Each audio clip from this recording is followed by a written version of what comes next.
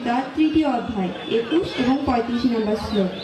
ইয়দ ইয়দ আচরতি শ্রেষ্ঠ তত্তদেব ইতরজনঃ স ইয়ৎ প্রমাণং কুরুতে লোক তৎ অনুবর্ততে।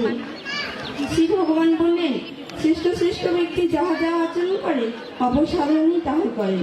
তিনি যাহা কর্তব্য বা পরমাণু বলিয়া মনে করেন অবসাধারণই তাহাই অনুবর্তন করেন। শ্রেয়ান স্বধর্ম বিগুণ পরধর্মাচ্ছনুষ্ঠিতাৎ স্বধর্মে ধনং শ্রেয় পরধর্ম ভয়াবহ। স্বধর্ম কিঞ্চিৎ দোষ বিশিষ্ট হইলেও উহা উত্তম রূপে অনুষ্ঠিত, পরধর্ম অপেক্ষা সৃষ্ট। স্বধর্মে নিধর্ম কল্যাণকর, কিন্তু পরধর্ম গ্রহণ করা বিপজ্জনক।